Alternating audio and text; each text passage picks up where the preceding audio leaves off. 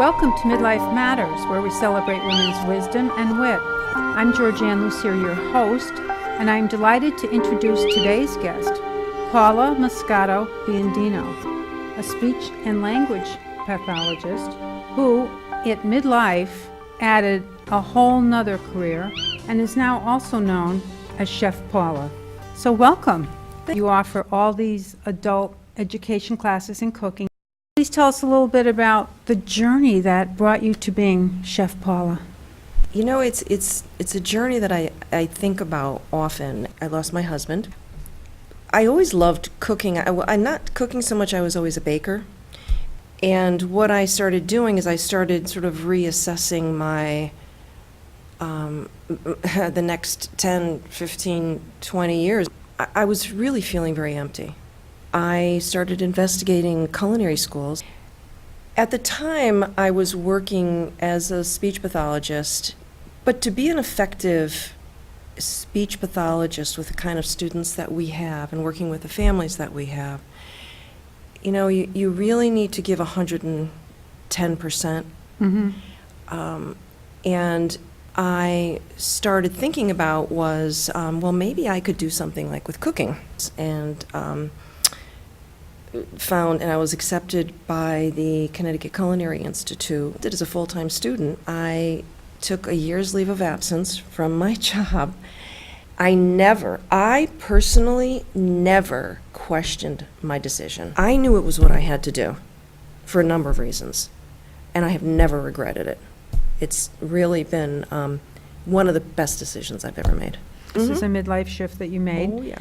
And at the same time, many adults do not like putting themselves in a novice situation, particularly when they're used to being comfortable with all the credibility they've built up over the years. So share with our viewers what that was like to go into as the newbie.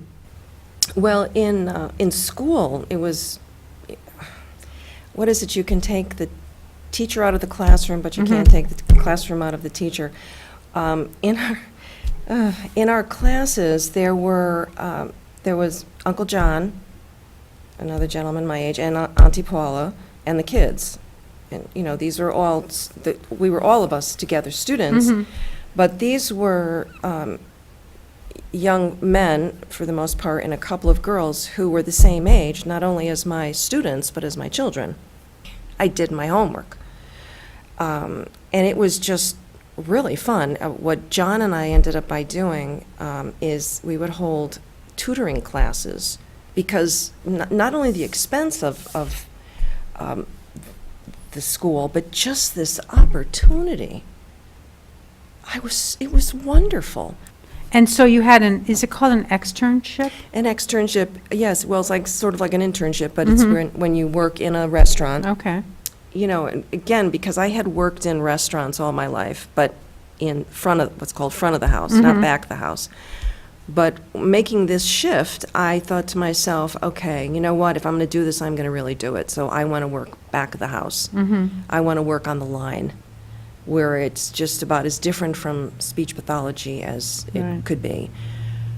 You know, it's working nights, and it's greasy and dirty and smelly and crazy, and you don't make a whole lot of money. So, you know, but I did the externship, and it was very interesting. At that point, I realized that I needed to still be a speech pathologist. I heard about being a personal chef in one of the classes. So I researched that a little bit, joining the American Personal and Private Chefs Association. Again, because I was working full-time, I just was a personal chef, but I had a couple of clients, but it wasn't the full-blown.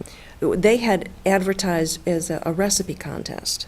I had developed a pork tenderloin stuffed with mango and Swiss chard with Bayou barley. It was like a barley risotto. That whole experience was really interesting, actually cooking and, you know, watching the clock and and having to present my meal to the panel. But I won first prize.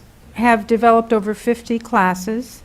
When I teach my students, whatever preparation we're doing, if it's pastry and baking or, you know, making sauce or whatever it might be, you really don't want to be cooking and then reading the recipe for the first time and realizing, oh, Ooh. oops, there's nothing quite as wonderful as seeing a student who's made, a stromboli bread or done a yeast bread, having never done it before, and just being so proud of of what they've made. It's, And you have an expression, when life gives you lemon. get the lemonade, do something wonderful with them, make souffle. If you don't know how to make souffle, Google it. Or ask Chef Ask Paula. Chef Paula. Chef Paula. Find a way we can use. Okay, thank you. And thank you for watching, and please tune into future episodes of Midlife Matters to watch other fascinating women tell their stories.